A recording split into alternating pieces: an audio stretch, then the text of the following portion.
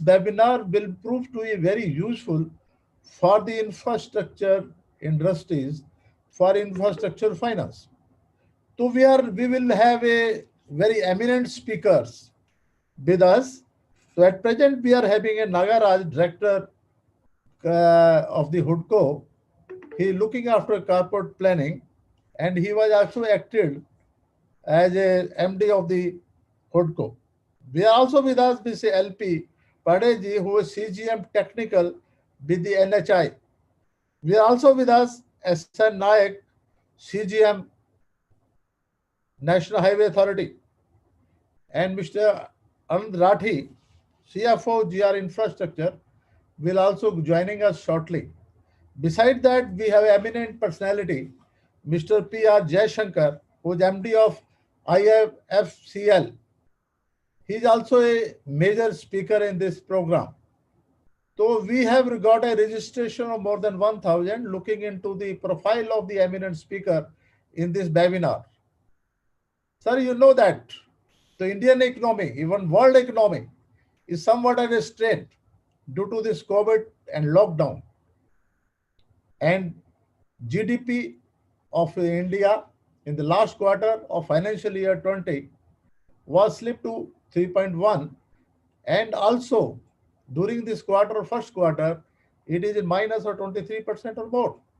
Besides that, now after a lifting of the lockdown and somewhat economy has started slowly progressing. You find the industrial productions, it is 0.6% in September, and you also feel that maybe in negative during the financial year of, you can say, 2021. Still, the economy is showing a very growth. So our Honorable Prime Minister announced in Independence Day in 19 that for infrastructure, I think this is a very important role to be played. About 100 lakh crore rupees will be invested. According to the finance minister, has drawn a scheme where it is envisaged that there will be investment of 102 lakh crore rupees in the infrastructure. When we are talking about the infrastructure, we can divide into two parts, either it is economic infrastructure or it is social infrastructure. For economic infrastructure, roads, railways, and bridges, all playing, and power sector are playing important role, for which we have invited NHAI, National Highway Authority of India officials, who is dealing day to day under the scheme. So when we are finding out the China in 1980, when we are talking about 1980, it was, you can say, there is an unemployment of 80%. Like within period of the 30-year or 35-year, they have grown like anything. The unemployment has reduced. Even the poverty line which you are talking about increased to reduced to 2% only in China. Beside that, India was having a better position in 1980. We are talking about, like still we could not progress. The main point is infrastructure. Infrastructure, as I talk to you, is social infrastructure, which we are talking about the health, housing, for which HUDCO will be going to play a very important role, and they are playing very important role also. Beside that, we are talking about the infrastructure financing, where IIFCL are playing an important role in the public sectors. So government also drafted. This is NIP. This is National Insurance Infrastructure, even pipeline. They have earmarked the fund of 111, that is 1,111 lakh crore rupees. They will envisage that within 20 to 25.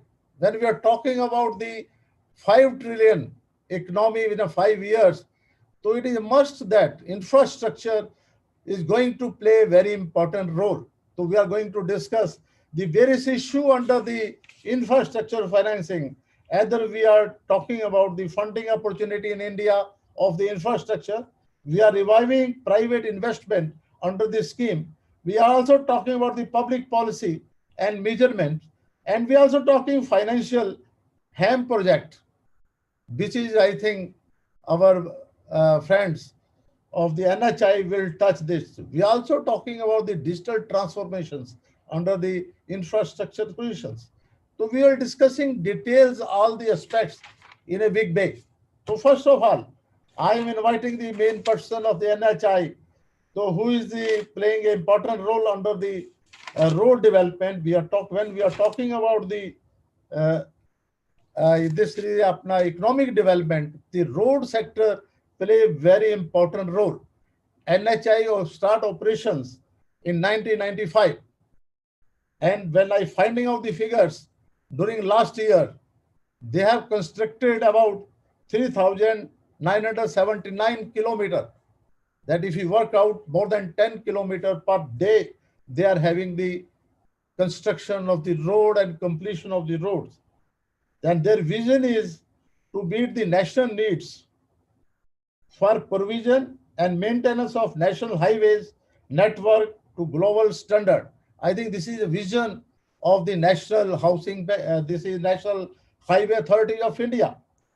I also find from one speech of their chairman where they mentioned that building a nation, not just roads.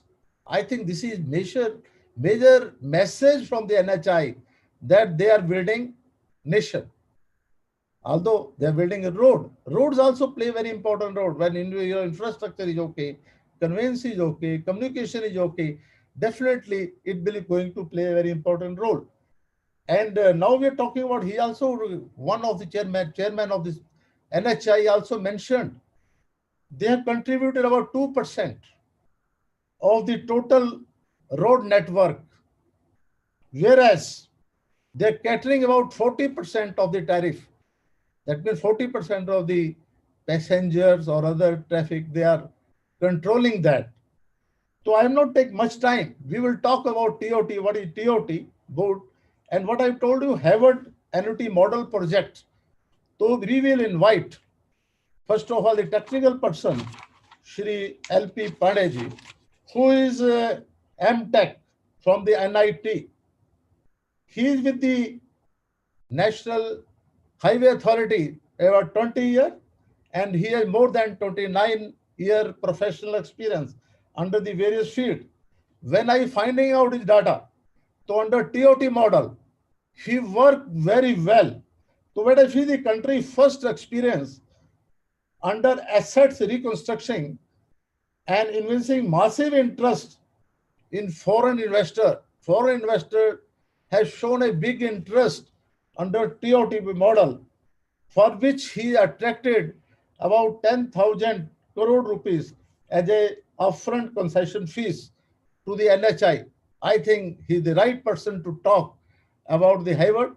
I talk about the TOT project and how he managed the things and what he message as a technical person he want to convey to our participant. I'm more happy that more than 1,000 participant has registered with us, and because they want to listen to you, NHI. So please, I hand over to Mr. LP. Please give your viewpoint, sir. LP, sir. LP ji, you unmute कर लीजिए आप. Please unmute yourself. Hello. LP sir. Hello. LP Pandey ji. You Hello. unmute yourself. Hello. Pandey sir is not there. Sorry, I have unmuted now. Good afternoon, everybody. Good afternoon. Good afternoon. Taking forward what Mr. Gupta has mentioned about National Highway Authority of India and the programs of NHAI as well as the country's contribution of NHAI to the GDP as well as country's growth, I would like to mention that currently the National Highway Authority, National Highway network in the country is roughly about 2% of the complete road network of the country. Let's say the country's road network is around 5.25 million kilometers, out of which 1.25 lakh kilometers is the national highways. So roughly about 2% of the country's road network. This is the second largest in the world. So you can say the 2% of the country's national highway network, as Mr. Gupta mentioned, carries around 40% of the country's traffic. So you can see what is the pressure on national highway network. So furthermore, this 2% network contributes actually caters for 65% of the country's commercial network. Commercial traffic plies 65% of the country's commercial traffic plies on this national highway network. So you can understand the mobility as well as connectivity was paramount importance. Taking that into consideration in the turn of the millennium, let's say by end of 90s, late 90s, Government of India envisaged a very, very large and unthinkable program at that point of time is called National Highway Development Program, whereby the 4 metropolitan cities of the country, Delhi, Kolkata, Mumbai and Chennai, were connected through a route called Golden Quadrilateral. Then another one is North-South Corridor, connecting Srinagar to Kanyakumari and Porbandar to Silchar. This is about 12,000 odd kilometer that was actually planned at the time of when the country has only about 300 to 400 kilometer of 4-lane roads. So at that point of time, the tasks were mammoth, the requirements were mammoth. We are not sure whether we are capable of constructing that kind of mandate, whether we are in a position to actually realize that kind of dream or not, whether we have technical know-how, whether we have all the manpower, machinery, resources, funds, and other nitty-gritties like land acquisition, pre-construction requirements, then stakeholders coordination.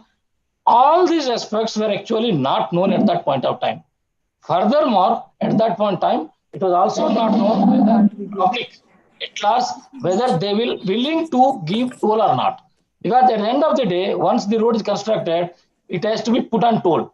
Whether the public the willingness of public to pay the toll are also not tested at the point of time. So that particular point of time, Government of India took a very, very bold step to construct entire project of NHDP phase 1 and phase 2, what we call Golden Quadrilateral and North-South East-West Corridor with public funding. Yes. So the public funding, majority of the NHDP phase 1, Golden Quadrilateral, as well as North-South East-West corridors are constructed with complete public funding.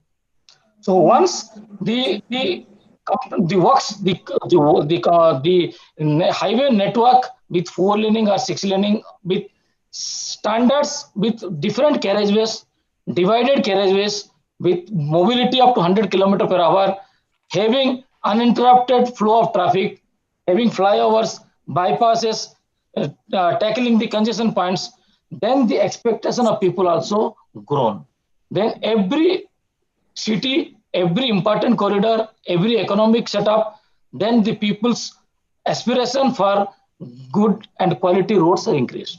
Then the government's, the initial thought of government for construction of 2 corridors, Golden Quadrilateral and North-South East-West corridor, was complete when it was realized by 2005 or by around 2000, between 2005 and 2007 when we realized, then we understood that the nation needs more. This is not enough. What we are trying to do, we've already deferred our completion program, the construction program, and we did. So at that point of time, the focus of government has now turned to the infrastructure sector and more so to the road sector. Why not?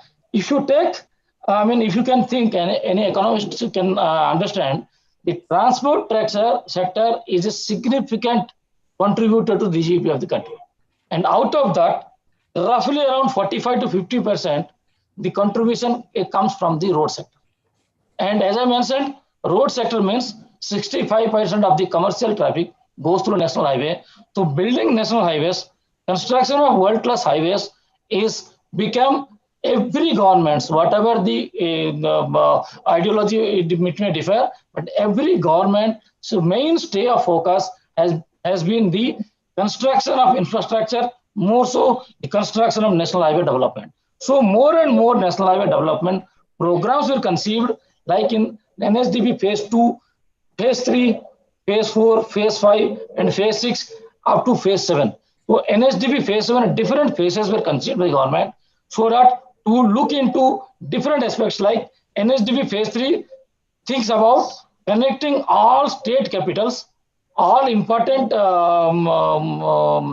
what you call cities, as well as the economic power centers, and also the corridors which has been untouched yet. So that has been covered, around 20,000 kilometers covered under NHDP phase 3. Then under NHDP phase 4, we targeted religious places, backward areas, and areas which has not have good connectivity. Another 20,000 kilometers, roughly about 15 to 20,000 kilometers covered under NHDP phase 4. Then comes NHDP phase 5. Because at the start of the work, when GQ was constructed, then where our focus was to come for construction of 2 different carriageways having a median in between, and see that the connectivity is corridor specific and it touches from one important place to other. At that point of time, the social economic development immediately after this GQ happened required many ancillary and sub-arterial roads have come up and they've joined with GQ. So those points have become a point of congestion, accident spots, black spots. So we have to see that the traffic has grown manifold. The traffic has grown out of the proportion what you imagine at the conceptualization of the golden quadrant. Then the requirement of safety, the requirement of what you call congestion removal, the faster mobility, and red light free zone. This concept also came into play. Then under NHDP phase 5, we tried of getting into around 6,500 kilometers of developing 6 laning projects, that those were what you call partially access controlled highways. Partially access controlled highways means one can, that is almost having signal free movement of the main carriageway traffic, whereas the traffic coming from the subarterial roads or from the crossroads has to be joined through either service road or through regulated through grade separator junctions. Then we have come up with new kind of congestion free bypasses. When the land acquisition was, we could not acquire the land at the time of GQ, we acquired land and come up with bypasses and congestion free zones. Then this is just I want to ask one question from you after this corridor. So what is the status of NHAI? How much percentage you still constructing?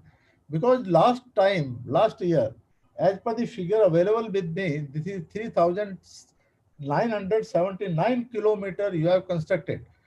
So you can just tell us how much you have completed up till date and what is your plan up to this financial year 2021. This is one point. Another point is the HAM project.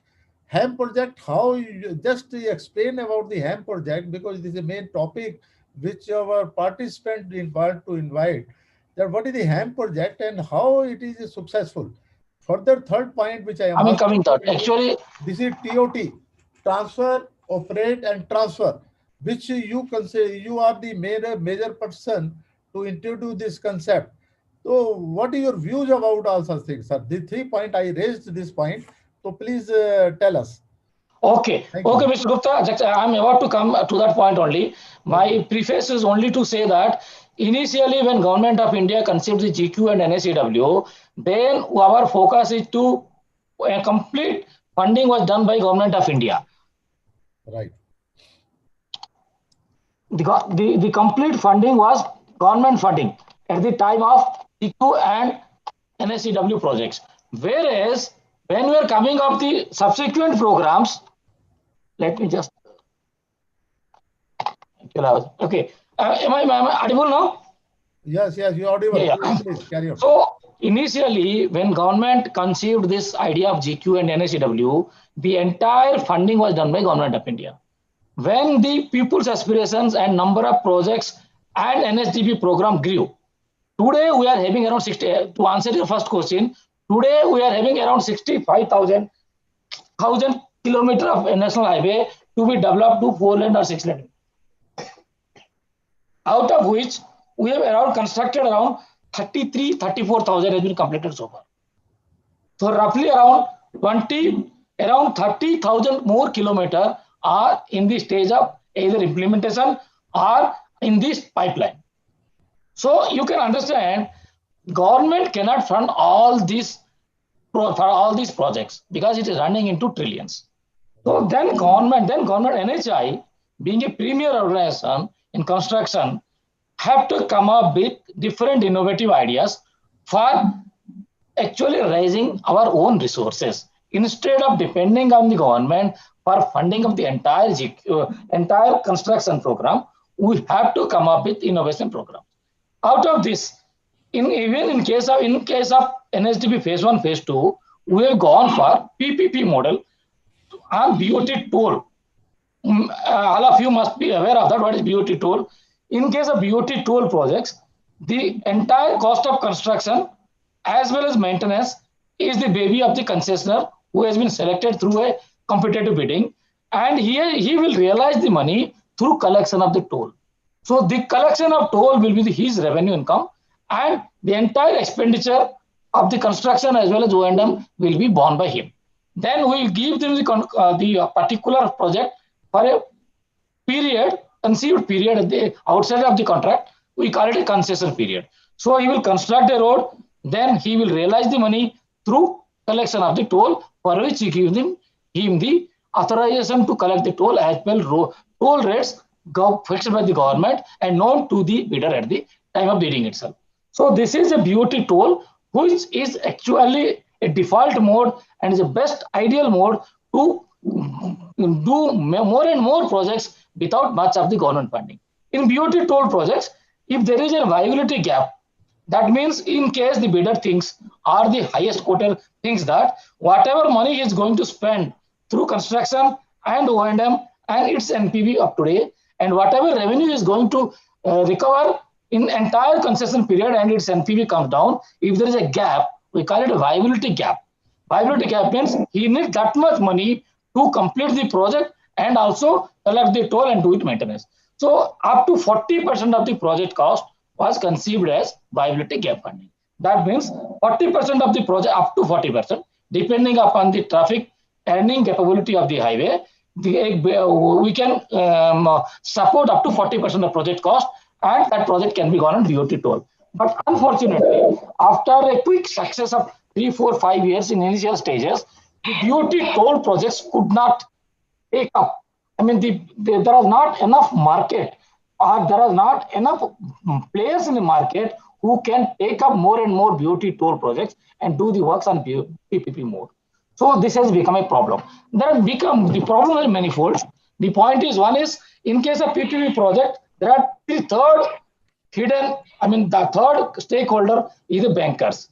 The player who has to lend the money to the builder, and he has to put his equity and do the construction and realize money through the tolling. What happens? Because of the market scenario, because of the recession coming into during 2009-10 recession, and then there were some, post 2012 also, because of not the growth in the what you call traffic scenario, what envisaged by the bidders are not forthcoming. The projects which were under implementation of BOT toll were stuck. Around 70 to 80 projects stuck because of the various difficulties. The difficulties because of the land acquisition issues, because of the NHAI or the stakeholders of the government could not provide the land. The bankers, they also exhausted their exposure limit to particular sector. Then the concessionaires, bidders, in the in the interest of getting a project, they have bidded quite aggressively without taking into consideration of the actual traffic growth and other things, and they messed up the things subsequently. So the BOT toll as a only model of funding the projects other than government funding was not coming up. Then we have to think about it. Then the model of hybrid annuity model come into picture. I want to know one point. But I feel that you are not bidding unless you acquire 80% or 90% of the land, because which was the banker was feeling that the land is not there since project has been bid. So what is now policy of the NHI because you are taking the land first, acquisition of the land, then you are having a bidding.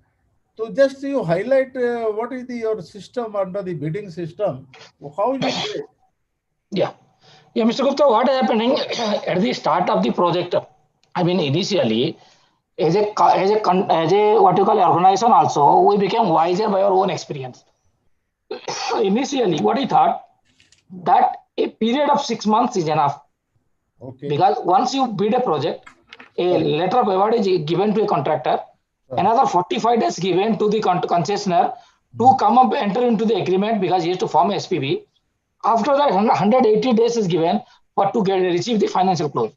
So we thought we are successful also in many projects. The 180 plus 45 plus 30 days is enough to get the land, whatever the gaps in the land acquisition is enough to get the project, and we will able to acquire the land, encumbrance free land, in the intervening period, and when the project achieves the financial closure, we will able to give them the land.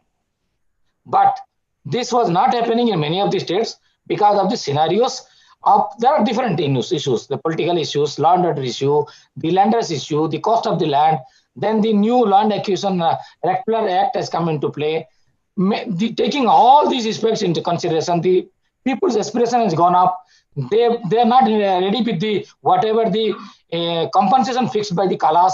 They are referring it to arbitration. The land acquisition has become more and more difficult, and giving land become difficult. So now we have given up the idea of going to a contract, awarding a project, and acquiring the land between the intervening period between the award and the appointed date or financial close date. Now we are compulsorily going to a project in case 80%, at least 80% of the land encumbrance period land available. Then Very only true. we are awarding a project and agreement signing, so that another 20% we can achieve between the intervening period. Otherwise, also with the 80% available land, a concessionaire can achieve 75% of the progress to get his revenue flow, and he can get a what we call provisional commercial operation a date. So commercial operation we are giving PCOD in 75% completion also, and 80% land upfront we are giving before going for a bidding a project. But this land is not only the issue. If that is the only issue that we could have sorted out, but the financing also become issue. The equity players become lesser and lesser. Then the bankers' interest in financing the BOT toll project has also come down. So we have to come up with another scheme of things called hybrid NOT model, whereby it is a combination of what you call a BOT and EPC model. Very nice, very nice. LP Saab, I will come back to you. Now, Mr. P.R. Jaishankar, he is the MD in IIFCL. Sir, you are available there, sir? I can talk to you, sir. Mr. P.R. Jaishankar, yes. sir. Welcome you, sir. Welcome you. I have Thank KK you. Gupta from Resurgent India. We welcome your good self. We are thankful to you, sir, sparing your valuable time for that. Sir, Mr. Jaishankar is having 32-year experience in development banking and financial domain, handling top management position and board level roles in infrastructure and mortgage financing and capital market sector. He was ED with the National Housing Bank and Director and CEO is IIFCL, which we are talking about. And he was the board of the India Mortgage Credit Country Corporations. Beside that, IFCI factoring, he was there.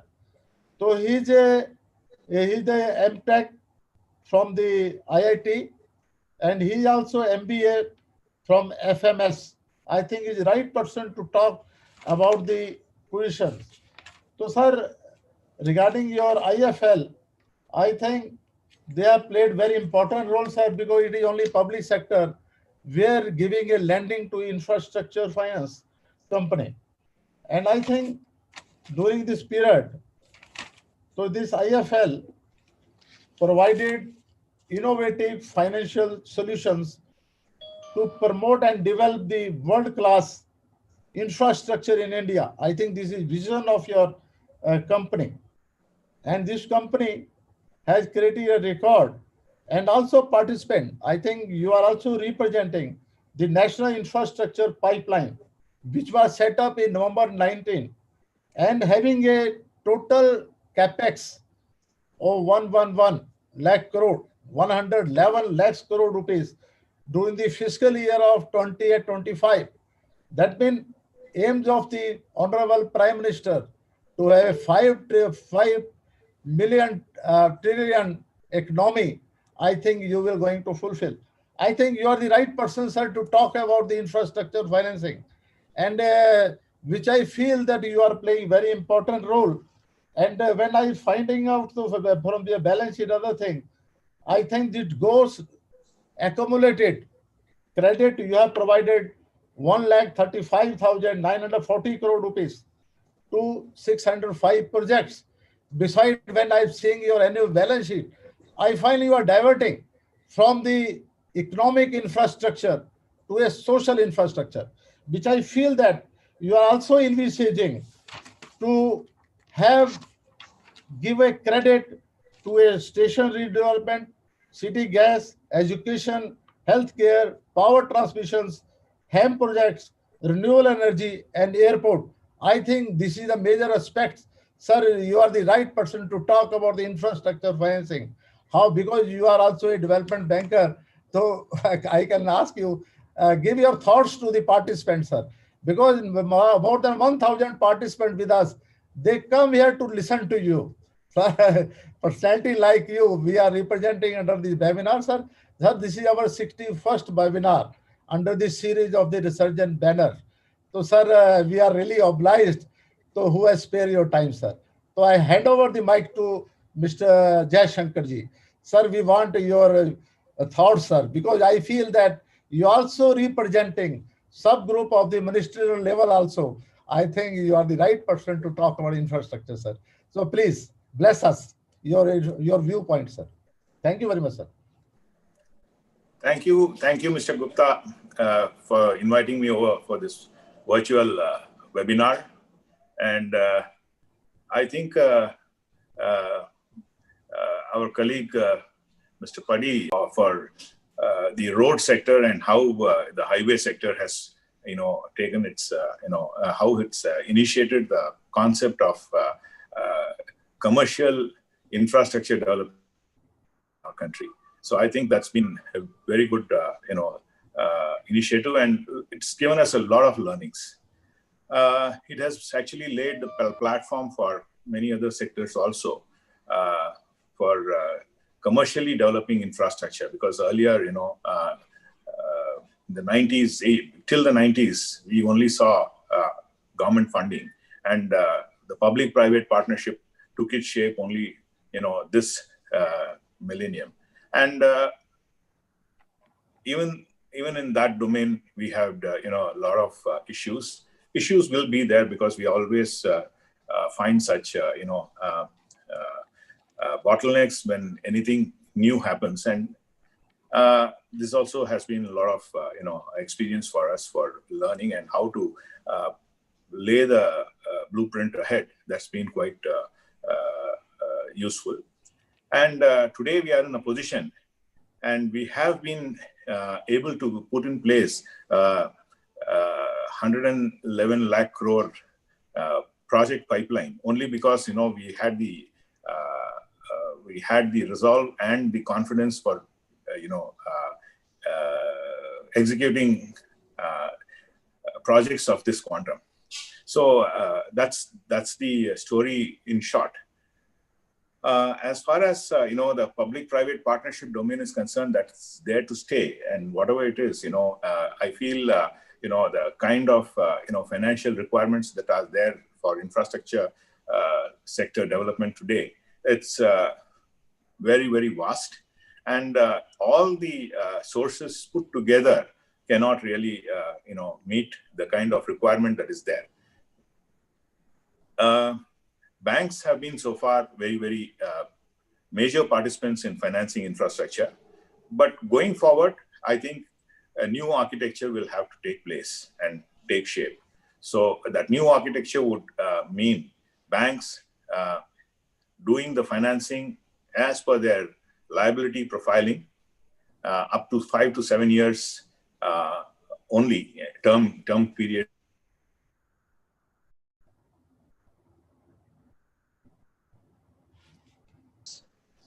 Sir, and आपको voice पे problem आ रही है थोड़ी सी. mainly in the greenfield sector. Sir. As far as the brownfield and completed projects are concerned, after 5 or 7 years, the amortization of the banking funds loans are over. It must go down.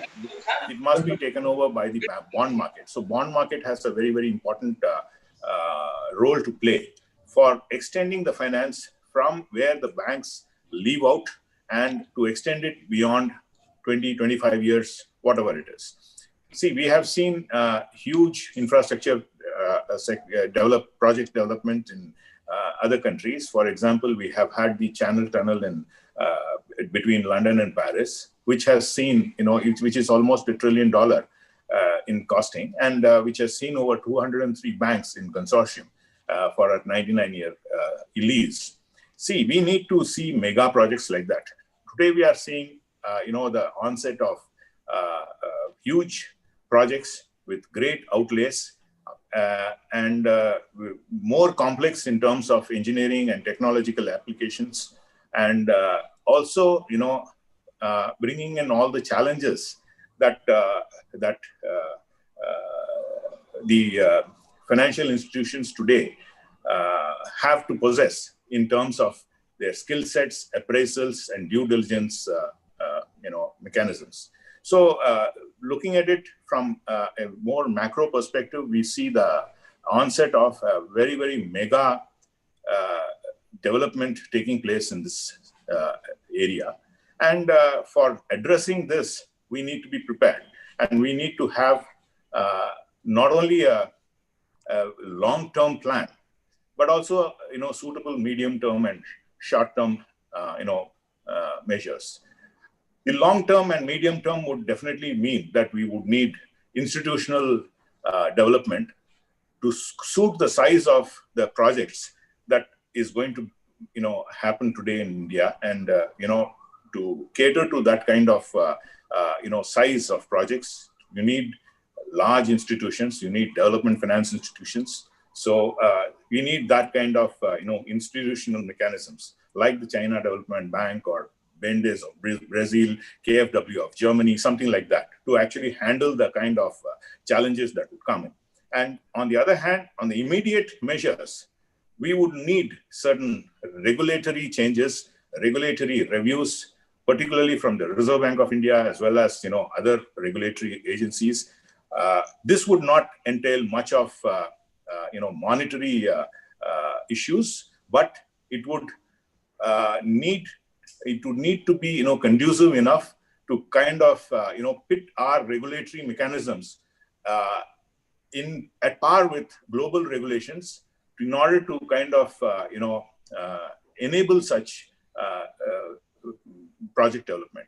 For example, the Channel Tunnel, which I talked about, the 203 banks, they didn't come at a stretch for 99 years. They were, parcels of, stages where each bank, each set of banks took a certain portion of loan. 5 years, maybe 10 banks. The next 10 years, another about 6 banks. The next 5 years, again, another about 7 or 8 banks. It's a kind of a relay financing that happened, and that is the kind of technology, the financial technology that has to come in today. And for that, the regulatory mechanisms has to be conducive. It can happen today also, but why we are not doing it? That's because refinancing and relay financing. Sir, bank can do it. This is what you are talking about, 5 years, 7 years. So then refinance can be done. I think this can be enforceable, sir. What do you suggest? It is definitely enforceable. It's possible. That's because, today what's happening is, in terms of standard assets, the Reserve Bank of India guidelines, the master direction doesn't really permit us to, make refinance, possible, because that's the possibility of a refinancing getting into a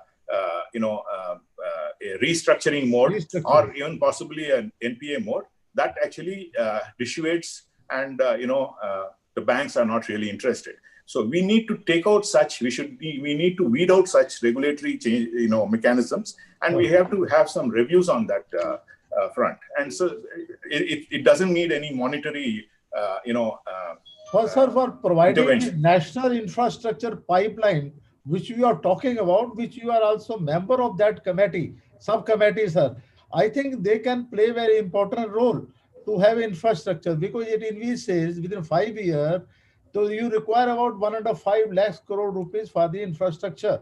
When you are having the capex of 111 lakhs crore rupee have capex, still it is felt that about 8% will be shortfall for the infrastructure financing, for which development institutions should take over. As you are rightly said, sir, bond market. India bond market is not so, you can say, exploited as other countries are exploiting as China, you talk about the China, how the infrastructure had developed within the period of, you can say, 30-35 years, how they have gone up. When I am talking about before, I think China was in 80, they are having you can say poverty rate 80%, they are under the poverty lines, below poverty line. Now they are having a 2% only, because they, due to infrastructure, sir, for which you are the only public sector, sir, which you can play very important role under the infrastructure, sir. Sir, you need your way forward. You have mentioned somewhere that public sector financial institutions that can cater all the subsectors. And I think you are the only person, what I find out, under a social infrastructure. I think your company is coming out under a social infrastructure also, sir. How do you feel, sir? And some this a brownfield project for takeover finance, for refinance under the eligible entity. You are also coming out, sir, for giving a refinance to the entity. Whether it will not be helpful to the bankers, sir? What do you See, feel? actually, I will break this question into two parts. One is regarding the brownfield and takeout, and the bond market. And as far as the social infrastructure is concerned, financing of social infrastructure, what is the status and how we should go about. As far as takeout finance is concerned, it's a product which we came out with in the early stages of this decade. And we have now developed that product into a very mainstream product for not only IIFCL, as far as infrastructure is concerned, that has become a kind of a mainstay and mainstream, financial mechanism for circulating the otherwise idle financial assets of the banks as well as the other financial institutions. So this helps in capital relief for banks and enabling them to kind of recycle their funds and earn spreads out of it. At the same time, it helps the developers in getting more loans, the size of loan, and it helps increase the exposure limits of the banks. So this is takeout finance, and now that has culminated into a very mainstream product.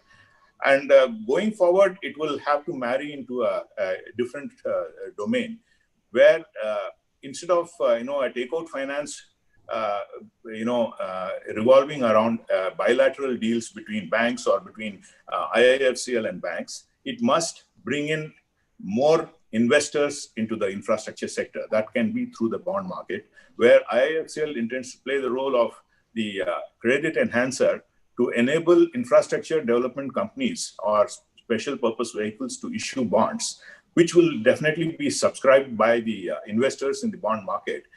The investors being the pension funds, the insurance funds, and many other entities, not really confined in the shorter and closer circuited the banking and financial funds. So I think there the domain of the financial flow would increase, and including the velocity of flow of funds.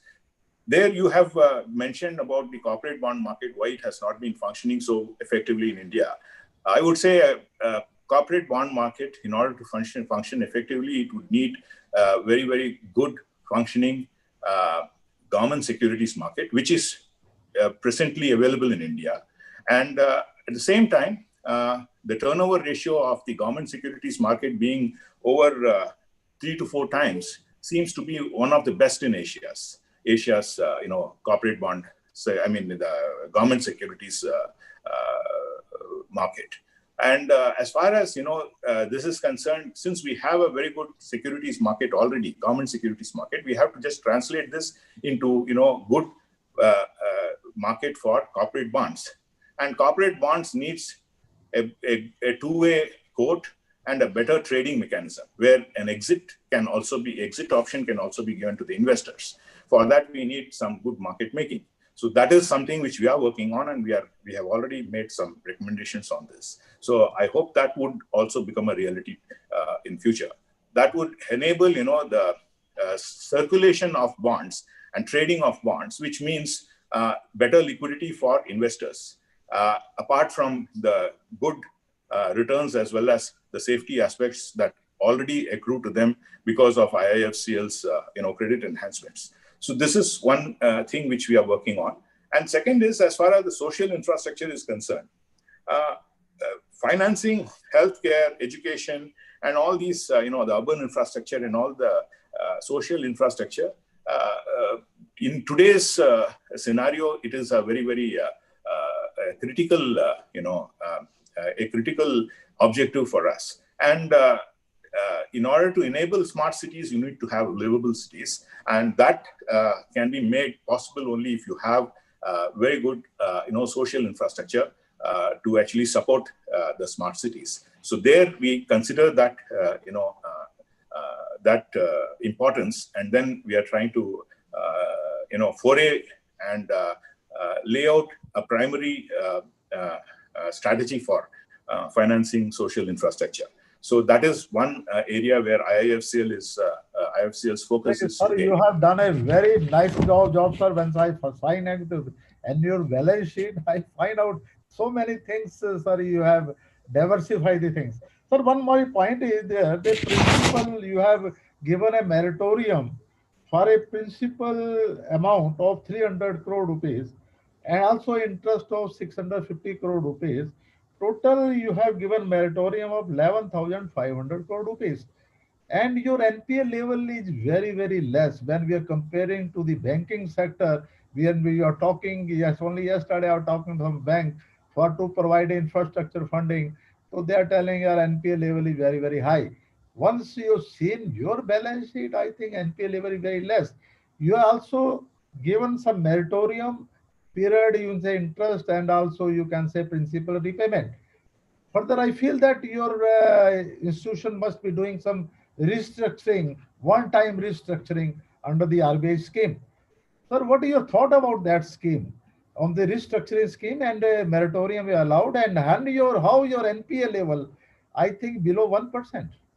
So I think, see, to begin with, if I have to talk about our NPA levels, this is only a recent phenomenon in the sense our recovery has been very good in the last 6 months.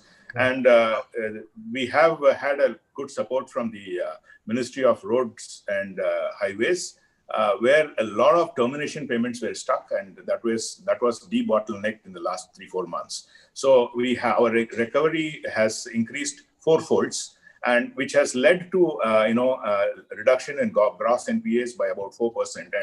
And we have also made additional provisioning, which made possible to reduce the net NPAs by about 3% from about 11% to about 8%. So that has been a significant achievement in the last 3-4 months. In addition to that, the top line also has grown over 35% in the last 4 months. So the top line growth combined with good recoveries has led to this overall combined effect of less NPAs. So that is that is the nutshell of how our NPAs has come down. Second, as far as the banking sector is concerned, they are still grappled with certain issues relating to termination payments as from the NHAI, as well as uncertainty of payments from DISCOMs. So those issues have to be settled out. But with the recent credit guarantee program of the REC and PFC, significantly the energy sector has benefited. So that will also, over a period of time, we expect that to, that problem to be, if not come down, at least, it will minimize to a certain extent. Now, as far as the termination payments are concerned, now the Ministry of Roads, Transportation and Highways have, embarked on their initiative to kind of debottleneck many of these stuck-up payments. And NHAI has been also very, very active, and they have been engaged in, debottlenecking most of these stuck-up, termination payments. So that is going to help the banking sector significantly. As far as, the overall position of, the infrastructure sector, as far as the non-performance and the one-time restructuring and the kind of innovative mechanisms to kind of overcome the stuck-up projects. A number of these are all unique initiatives, and each project has its own unique dimensions to kind of address them. So restructuring is normally a solution where you don't have any other major interventions up your in your near-term outlook, and you don't have any major possibilities of any management change. So if management change is there, then you need definitely to do a restructuring. Otherwise, also you need to do one-time restructuring if you have a viability in view. So I think project viability is very important to kind of. My only point is public sector banks, they are talking about their restructuring. People are not coming for restructuring. There some problems are there. There might be some afraid of the rating they will reduce or something. What is your experience, sir, in your organizations? Whether people are coming for one-time restructuring as per the RBI circular? Yeah, that's what I said. That as long as there is an outlook for project viability, the commercial viability of a project is very important for restructuring. Because if there is nothing in a project, even after restructuring, you don't envisage any rebounding in terms of its commercial aspects. There's no point in going ahead and doing a restructuring. We need to look at a kind of a write-off or a kind of This is a restructuring or due to COVID only. Nothing. I'm not talking about the restructuring other thing. Due to COVID, they have to pay the fixed expenses or something, and they could not run. So definitely it requires some restructuring, sir. Yeah, restructuring in terms of this recent pandemic, that is actually that's mostly because of short-term problems. Short-term problems obviously will get solved because of the moratorium. Though we have the Reserve Bank of India guidelines, and we have actually gone by that, and we have already issued our extension of support in terms of moratorium. We are not likely to get impacted very greatly because most of the projects which have actually even taken moratorium, they are expected to rebound shortly. At least 75% of the project in our books, they have expressed their ability to get back. We are seeing a positive development as far as the work in progress is concerned.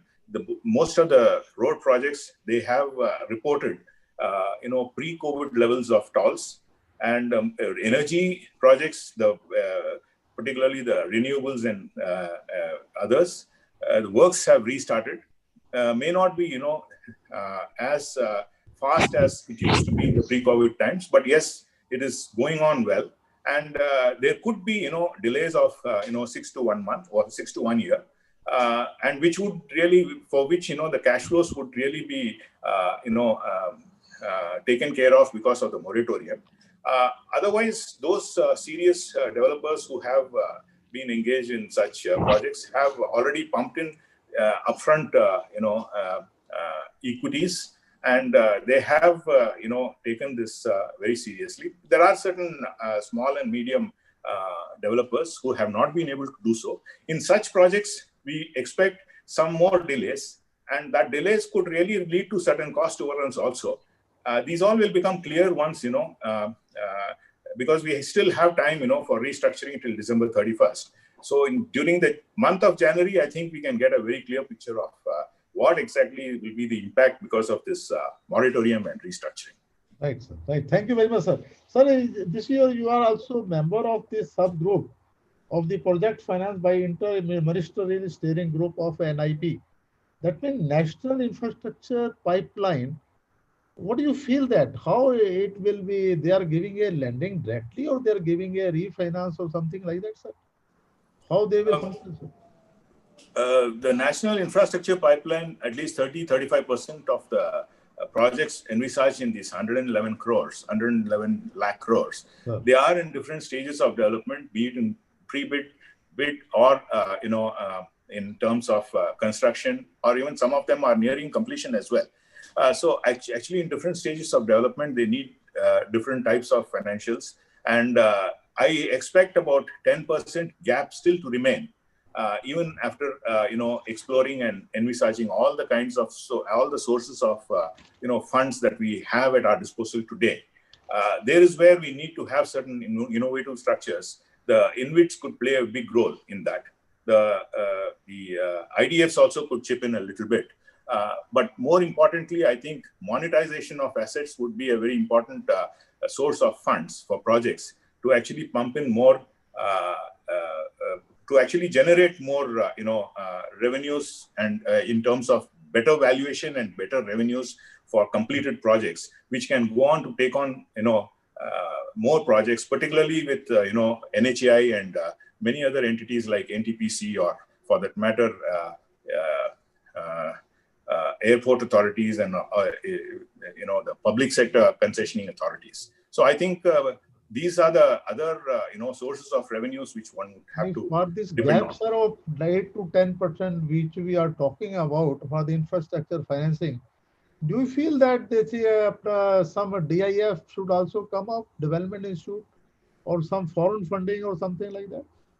Yeah, like I said, I think a development finance institution would definitely be a solution, but that solution will be a medium-term solution. It can't be immediate. Immediately, IIFCL is there, and we are already playing the role of a development finance. Nice, right. And otherwise, we need certain changes and some reviews in the regulations of Reserve Bank of India for banks, as well as financial institutions. If that happens, then you will have a number of the velocity of money in terms of refinancing would go up very well. So we need to kind of promote refinancing as immediate possibility till such a time when you can get the benefits of a large development finance institution. I think for that you don't need any monetary interventions. Right. You just need some regulatory interventions.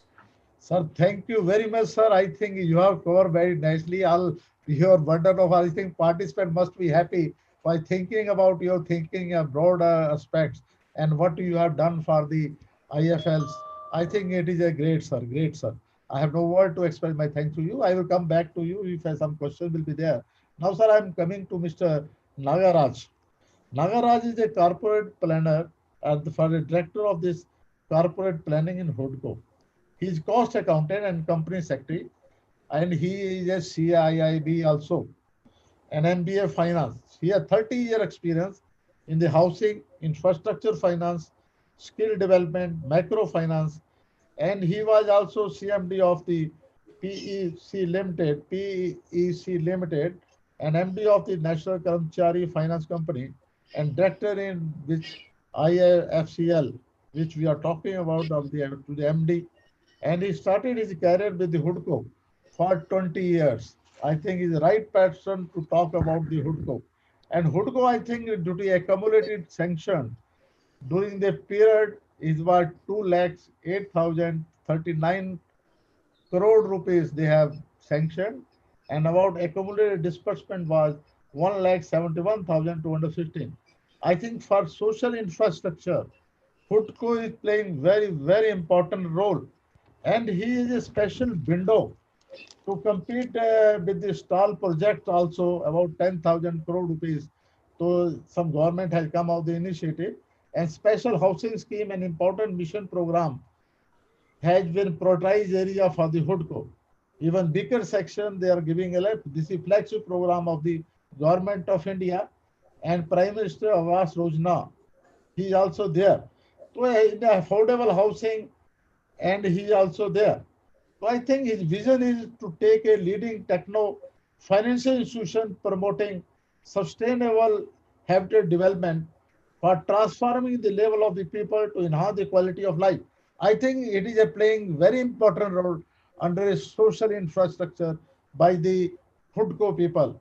I think he's the right person to talk about the HUDCO and how the urbanizations, how he's helping. When I've seen his position, to NP level is less than 1%. And he's also very rapidly helping for the access the drinking water, solid management, urban mobilization solution, affordable housing, waste power, and urban roads and walkaway and public places, etc. He's doing it. I think he's the right person to talk about. I hand over to Mr. Nagaraj to please give your thoughts about the infrastructure development under the social. Social means this is housing, health care, as we are talking about the IIFCL, they are coming out big day under social. Whether you also diversifying beside the housing sector and how you can be helpful for the infrastructure. I think you have played very important role under infrastructure of a social infrastructure, I must say. So Nagarajanji, I hand over to you, please. Thank you, Gupta ji, and good evening to all. As we all know that urbanization is taking place in India much earlier. Estimated that every minute, on an average, 30 people are migrating from rural area to urban area due to various factors like health, education, and employment. If this trend continues, then our urban population is likely to be around 600 million by 2030. That means from mere 17%, it has gone up almost 32% right now. So that means we require, on an average, 700 to 900 million square meters of area per annum. That means equivalent to the Chicago city. That is the kind of infrastructure we need to build in for the next 10 years.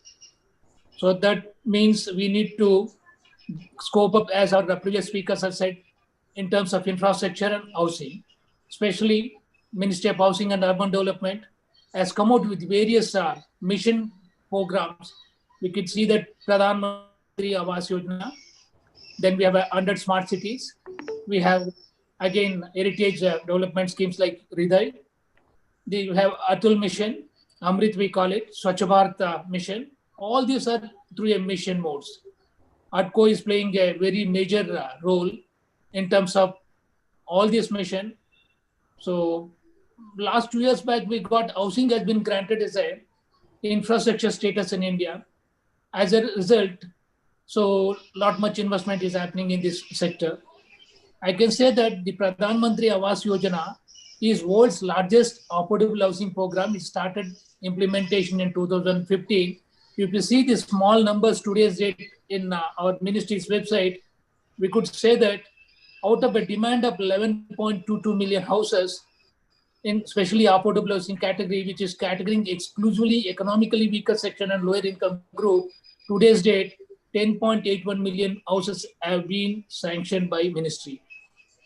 And 6.87 million houses have been grounded, and 3.84 million houses have been handed over to the beneficiaries after completion. That is the massive housing program is being done presently. And this program mission will be over by 2022. ATCO has played a major role in all the four verticals like Institute to Slum Development, affordable housing through credit linked subsidy scheme, affordable housing in partnership, beneficiary-led construction. We are also a nodal agency for channelizing credit linked subsidy scheme in addition to National Housing Bank and SBI. In fact, our experience is really good in this program. in order to just enable government's vision of making this program 5 trillion economy in infrastructure, subsequently by 10 trillion. So HUDCO is chipping in, financing social sector, and we have been financing almost 40% of funds towards social infrastructure, especially with a special emphasis on water supply, sewage, that solid waste management. And this is the recent developments that's happening. And I could say that, in fact, instead of 40%, almost 50% are going towards infrastructure. In addition to that, we have played a major role in consultancy in these areas, especially like capacity building. We have our own institution called HSMI, Human Settlement Management Institution, wherein we are giving a specialized training for urban local bodies in order to cope up this kind of developments from our this thing. This is a regular this thing, not only from national level we are doing it. In fact, recently we have conducted a 3 program for international level also, including 34 countries in this, especially urban infrastructure with a special emphasis on social infrastructure. Recently, we also started getting into new area after this migrant crisis that is called Affordable Rental Housing Complex Scheme, which we are designing and hopefully I think we will be funding many states. So a couple of projects has already come into our company. So as I told, like 24% of our overall social sector, we have funded a lot of water supply schemes. So to name couple of them very recently, 2-3 schemes have come, exclusively strengthening and expanding the water supply project from Tamil Nadu, Karnataka, and Andhra Pradesh.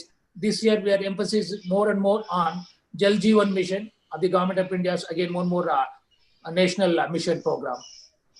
So in addition to that, we are also into, especially in night shelters, storage houses, including cold storages, construction, wastewater treatments, and modernization of our scientific lines of abattoirs, and including we're working in a crematoriums. And if you see that in terms of pollution, it has been estimated that 3 to 4% of the pollution is adding by crematorium alone. There is a small study has been conducted. So in a couple of places, we are also working with government, wherein, so modernization of these crematoriums, wherein 50% of it will be used instead of earlier almost 400 to 450 kgs of wood to burn one single bodies. So we are just chipping in wherever it is possible in order to contribute in these sectors. And as we all know that, so the magnitude of solid waste management in Indian cities and towns is almost 1.4 lakh metric tons a day. That means 53 million metric tons per annum. So scientific management of all kind of solid waste is the need of the hours, and government does priorities also there under Swachh Bharat Abhiyan. This is also one of the focus areas in Sustainable Development Goals and Habitat 3 of new urban agenda. And in fact, it has become a Jan Andolan scheme or people's movement by Government of India, wherein they are working on to see that. So most of the states are almost moving to open defecation free, and HUDCO has chipped in a lot of work and we have contributed tremendously in this sector. Sorry, Nagaraj ji, this is whether HUDCO has any soft loan scheme for specific project for funding solid waste management? And in fact, our rate of interest is, Gupta ji, very, very competitive. And in fact, when some of the components, we are far better than banks also. And our specialization core competencies is giving a longer tenor repayments with these kind of projects, like 15 to 20 years funding we do undertake. But you are providing some soft loan for that? Yeah, soft loans in the sense like, say about 8.5% is the rate of interest we charge for this kind of. Rate of interest is different issue. So like a soft loan you are providing for that. For no, soft loans is not there. It's not there. Yeah. Okay. Another point is, sir, this is, you just understand the national infrastructure pipeline. I think they have earmarked 19.19 lakh crore rupees for the HUDCO for 20 and 25. How you want to utilize this fund, whether it will be what your scheme, urban mobilizations, solution, solid management, any other scheme we want to introduce for the social infrastructure. My special reference is to the health sector. Whether the health sector, HUDCO can play an important role because you are providing the houses, you are providing the roads, urban roads, waste management, you are also doing it. Whether you can also do some help under the health sector, sir? Because this fund will be utilized by you for the social infrastructure. So what do you view for, sir? So especially in terms of financing schools, colleges and hospitals, we Yes, have sir. been playing a tremendous role as per the new schemes health mission, wherein all the aspirational districts, government is proposed to come out with medical colleges and hospitals. In fact, we have already planning a roadmap how to finance and how to associate. So in fact, there are some new financing models which has already been my earlier speakers have discussed, like a ham model. So we are exploring the possibility to just venture into this new area also, Guptaji. Well, you are still under the process to do it under So the in fact, urbanizations. I am talking about so urbanization, nothing more than So that. in fact, earlier we have already funded these schemes to the government bodies, and like most of the states, we have funded hospitals, especially health sector, wherein Right. we used to fund for government bodies. Now we are also contemplating to go in a PPP mode also in this sector. Sir, you are having this Human Settlement Management Institute. Actually, what is the role of this institute, sir? Human Settlement Management, I think, institute, you have something where I think you are providing a skill management training or something like that. So this has been established way back in 1985 in association with International Women Settlements IHS Rotterdam. And we Sir, have a very good tie-up with many international bodies as well as a network of our training institutes through administrative training institutes. And most of the universities, we have a chair also, wherein we conduct training as well as research facilities in the area of housing as well as urban development, Guptaji. In fact, we are doing extremely well. As I told you, like international training also we conducted through almost for all the developing countries. Very recently, we have conducted 3 batches. Each batch is about 30 participants from 34 or 40 countries. We already done it in this before this pandemic and the lockdown. So this institute is doing extremely well, catering to the urban local bodies, development authorities, slum clearance board, housing boards, and all other agencies which is taking care of housing and urban development needs. sir, you are giving directly loans to the borrowers or you are only refinancing to the state government or the urban development or assisting the state government and state implementing institutions for that. So Our, whether you are providing directly to the borrower or to the builder also something? in fact, Gupta ji, we have been financing most of the state implementing agencies, for instance, like housing boards in the housing area, rural housing, plus roads and bridges, like Sir. metros we are financing. We are also financing renewal funding, like development authorities. For instance, UP, we have recently funded major expressways. That I, sir, this is public domain is all available. Lekin just I am asking you whether a builder you are can finance for a soft. You can say now smart city is coming. They are also implementing some affordable housing is also there. For some private person who is doing affordable housing, whether your HUDCO can give a finance to these people, to a private builder. I'm not talking Yeah, about as the of government. now, we are not doing. We have been doing it up to 2013. We stopped in 2013 for a private sector due to some Okay, non-performing assets has gone up in the private sector. okay. So right now, no, only for a government implementing agencies we are doing it. Sir, whether you can think over it for this soft loan or you can say loan to the builder for only affordable housing or a developed smart city. This some concept is coming. I think HUDCO is urbanizations. You can play sir, a very important role for that. So whether Yeah, you think over in that line, sir. yeah, definitely, Gupta ji. We will Thank you consider. We very will much, just sir. I will come back to you for any questions. Now I'm coming to Sri SN Nayak, CGM. This is National Housing. This is NHI. This is National Highway Authority of India. He's CGM. He's a cost accountant and and also company secretary. He's having a 30-year experience in the roadways, highways, real estate, financing, planning, budgeting, etc. He was a CEO of the EPC T&D division also. I think he is the expert in the financing sector. Sir, uh, Mr. Naik, sir, I'm just asking you, you are having this, you have set up some infrastructure investment fund. How it is functioning, sir? This is infrastructure investment funds. What is his vision and how it is going to lend the money to the infrastructure people? So, sir, you can highlight something for that. Gupta sir. Yes, sir. Sorry to interrupt in between. Actually, Jaishankar sir is required to actually leave because they have a prior meeting.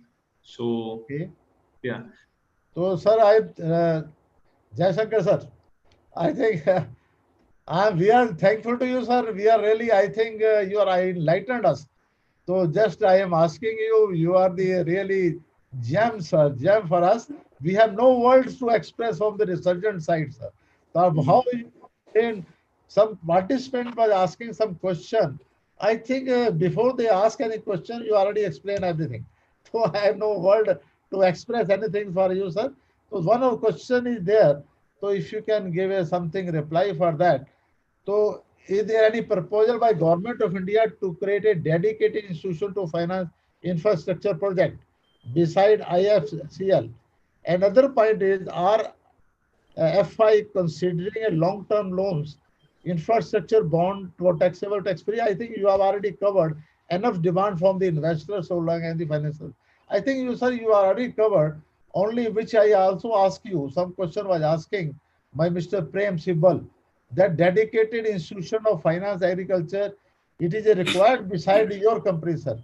What is your view, sir? Just simply last day, a few words first from your side. See, actually, as far as I said, like infrastructure finance, the existing sources are very, very, less as compared to the requirements. Yeah. So the more the number of institutions, the better it is. We have PFC, we have REC, we have IRIDA, but all they are all in the power sector.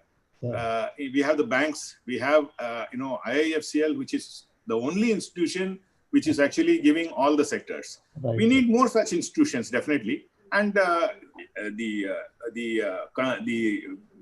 need of the hour is also in the area of development finance, because how development finance was treated in pre-90 days, that is, in the IDBI or the ICICI or the IFCI style, that the development finance concept may not hold good today. We need to have a new development finance framework which actually caters to the dynamics of the current market scenario, open market scenario, and the institution itself should be market oriented, and it must promote the secondary market for promoting the velocity of flow of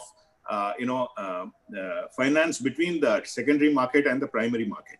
I think they must play a more development role in ensuring and augmenting more finances between the secondary market and primary market, which will, ensure liquidity support to the infrastructure. Better liquidity means lower interest rates and all the other attendant benefits that come along with it. So really, under your leadership, I feel that the India Infrastructure Finance Company Limited will have a new, you can say, you will write some history for that.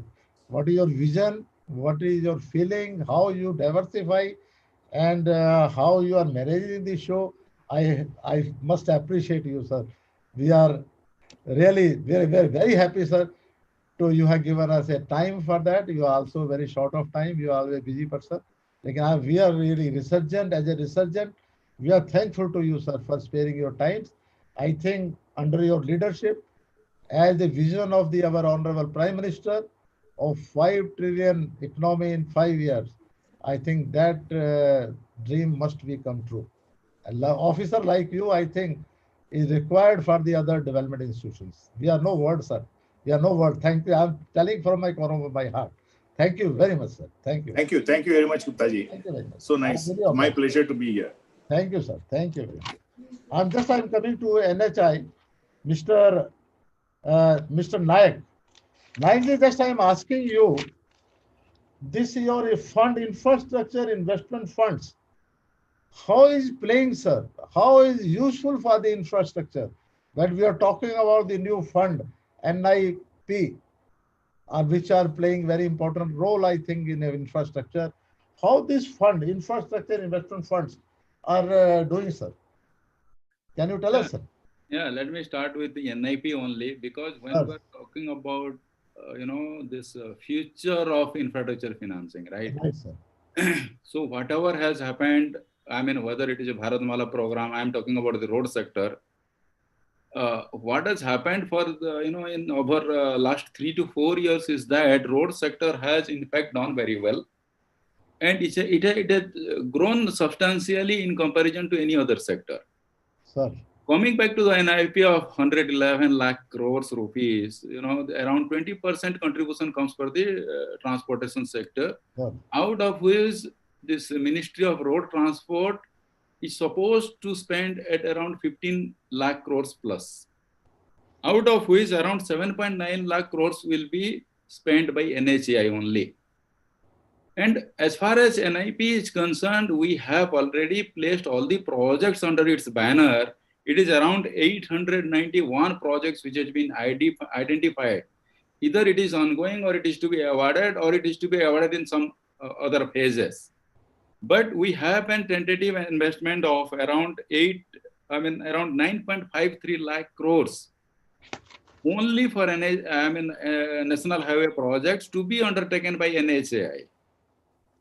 Coming back to the financing of it, see, when we talk about financing, okay, there is a huge fund requirement for this. Taking together, what are the sources we look at?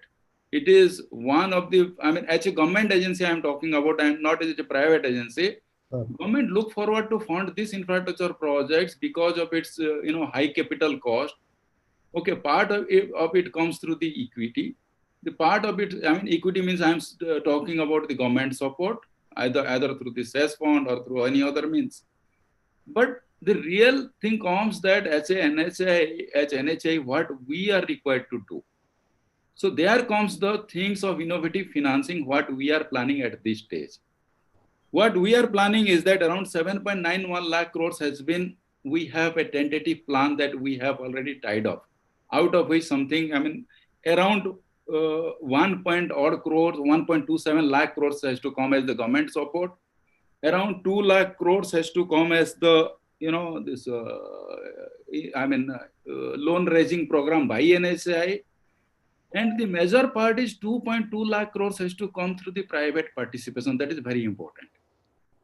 Right. Apart from that, what we look at is that what is the kind of foreign investors available for road project program at any stage. So when we are talking about all these three, whether it is equity or whether it is a debt or whether it is government support or it is an investment by the private sector people in government funded projects. Coming back to the issues, what are the avenues available to us? See, there is a availability of cess from the government of India.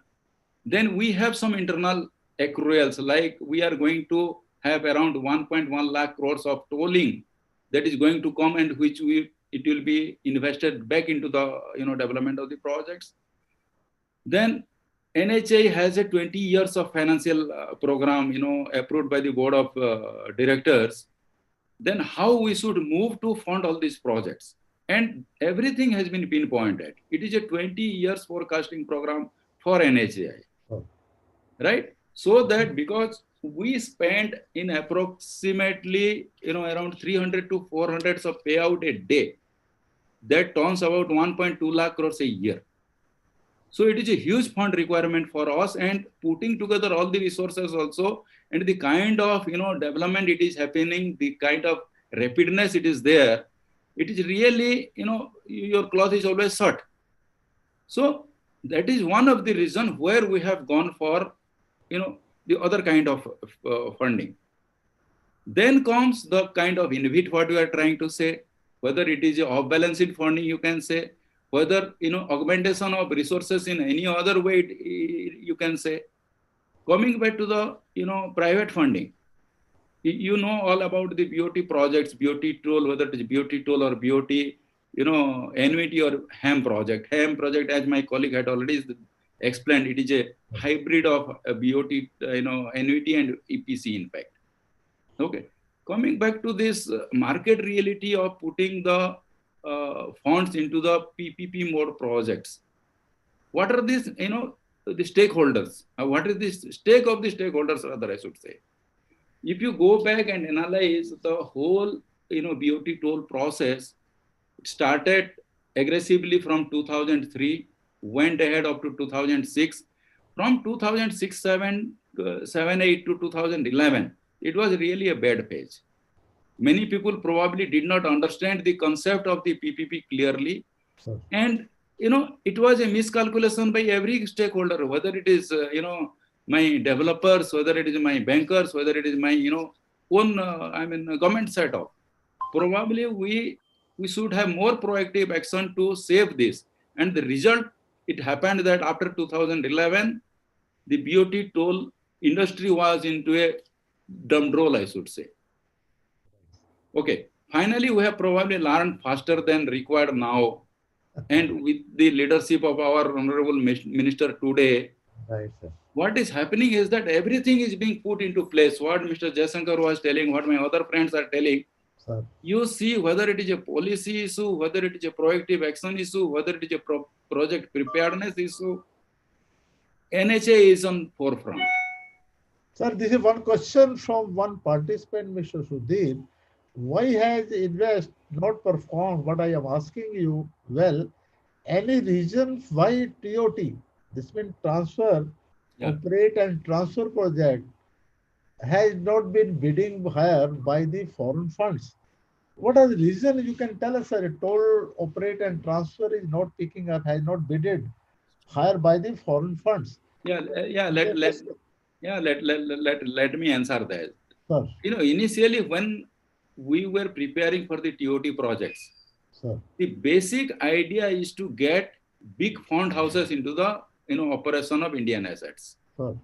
The very basic reason is that we are anyhow by all the means we are falling short of the required capital investment required for the road sector projects.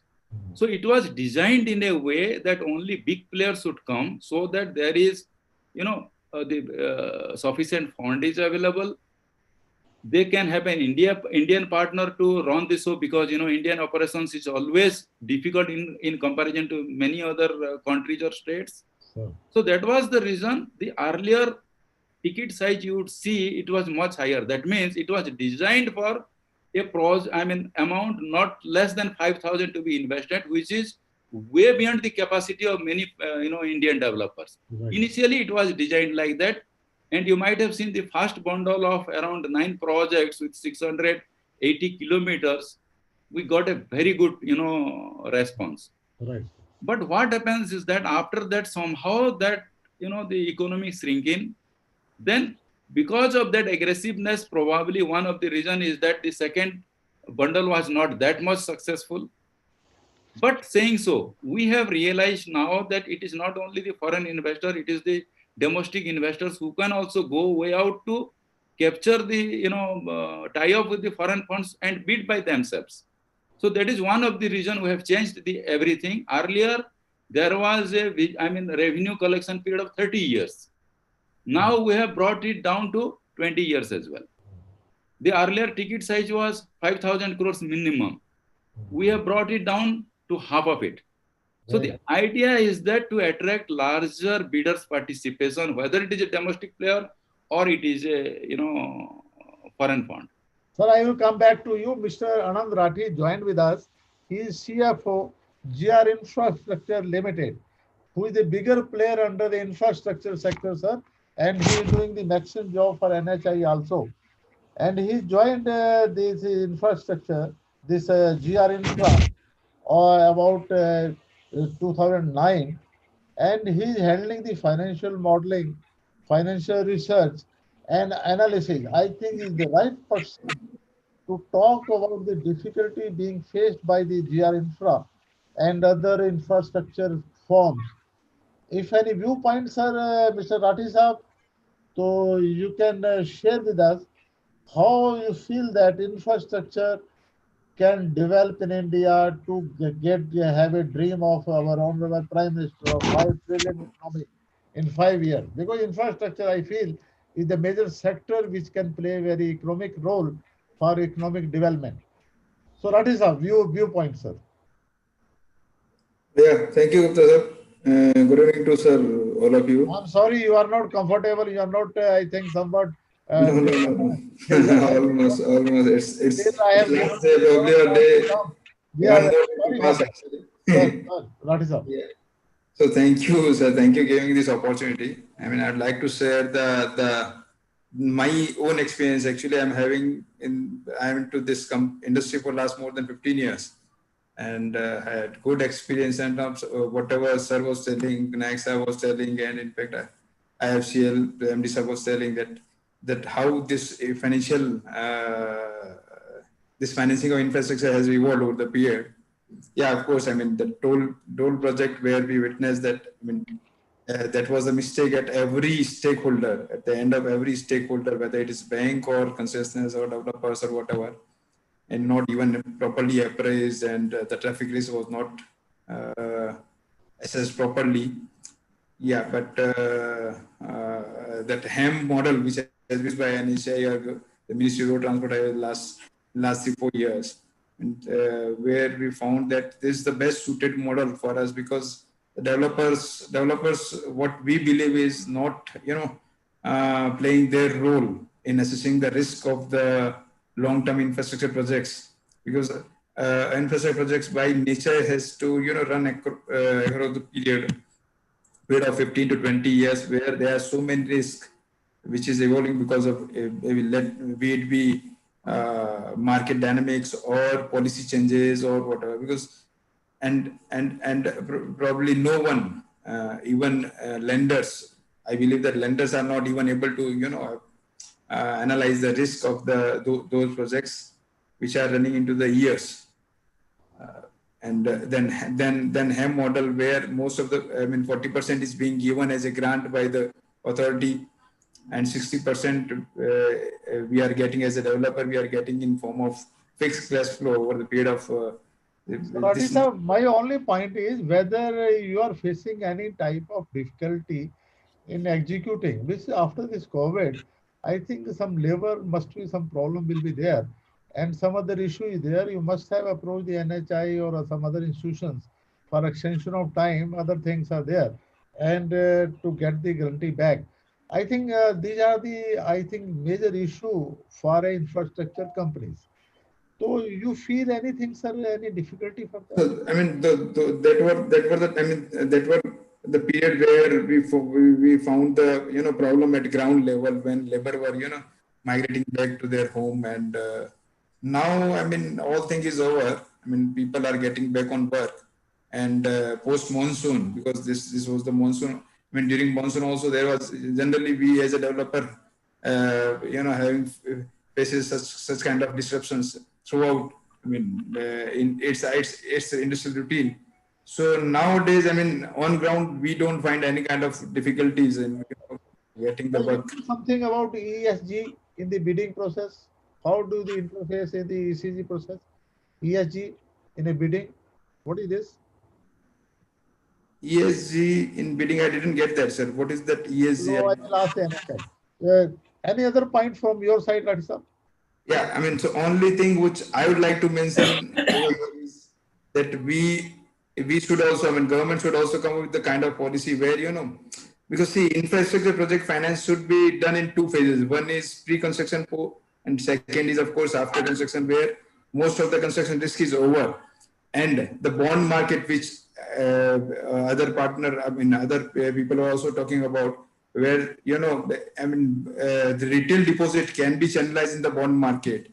If after a project which already received the COD, and it is risk-free, because it's mostly carrying the authority risk, because termination payment, the project is secured by termination payment by the authority. So what we believe is after COD, the government should come with kind of policy where bond can be issued by mutual fund. It's a tax-free bond, which otherwise generally NHAI or HUDCO kind of those government organizations are only allowed to issue long-term tax-free. This is very good suggestion, which I have also thinking in that. Because I have asked Mr. Because if you see, sir, if you see our household saving in India also is a big size. It's 21 trillion sort of household saving which we have witnessed last year. If that can be mobilized into bond, by allowing mutual fund also to issue tax-free bond, which ultimately can be used for completed projects, operational project, where projects require less monitoring because of its nature. So I think that would be really going. Really, sir, it is very good suggestion for you. You will also take up our infrastructure, which is any other issue from your side, sir? So otherwise, we are really feeling good. Whatever measure which has already been taken by RBI to put in more liquidity in the system, we are getting good result out of that, and we are getting support. No problem at present, sir. The only question is how the banker lend the bike. That is the only issue. Now I'm coming to LP Padhy. Padhy, there is one question. NHAI has estimated about 4,500 kilometer road bidding to be awarded in current financial year. What has it done so far, and how you expect the next year, even view of the how it will be very helpful. I think this is Mr. Sitaraman. Sitaraman has raised this issue. Sir, may I know your viewpoint, sir? Mr. LP, sir? LP, sir, is there? LP ji? Chalo, I am coming to Mr. Naik, sir. Naik, sir, whether you can reply this question?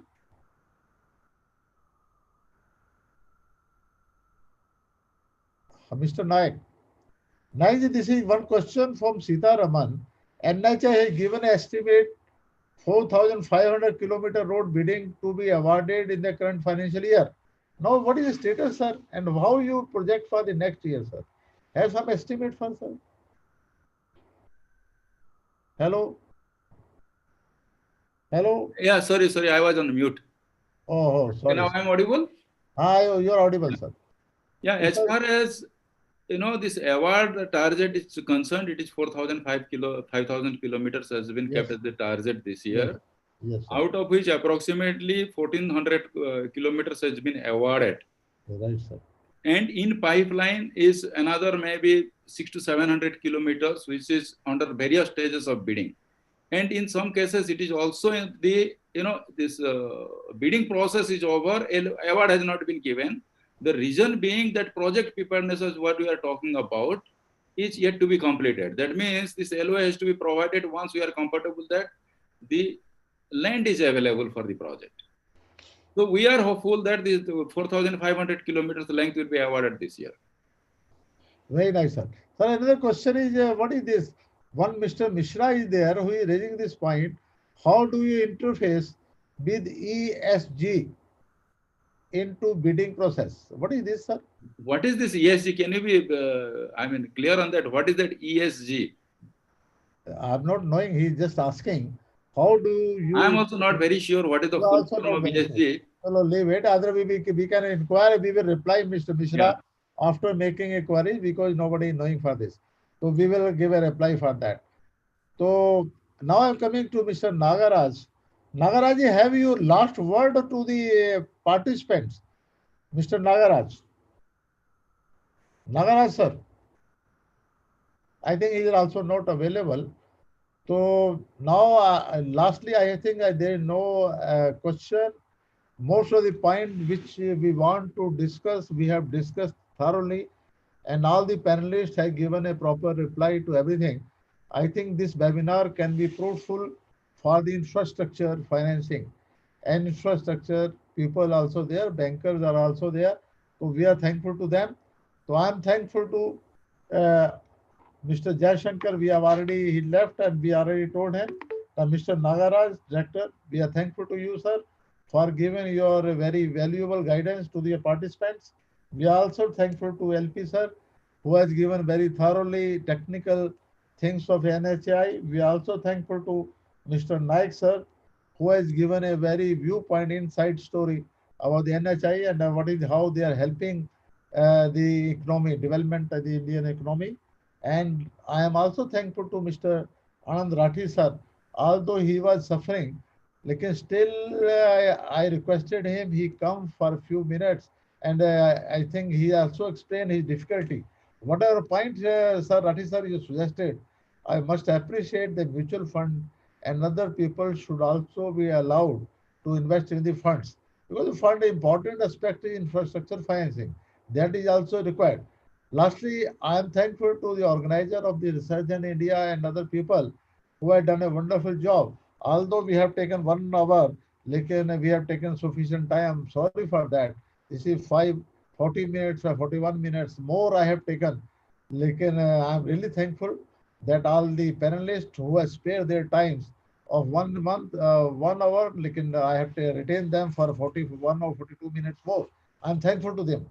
Lastly, I am thankful on behalf of the Resurgent India for any project financing, any restructure proposals, any DPR. So Resurgent India is competent and we are preparing for any type of project, whether you talk about restructuring or having a debt funding or other things, we are on your disposal. With this word, I close the session. I am thankful to every panelist, all the participants, and who have listened to us. Any feedback from the participant, they can write to us. Even any question which is unanswered, the one question of Mishra we unanswered, so we will try to reply to him also. So thank you very much. With this, I close the session. Thank you very much to everybody.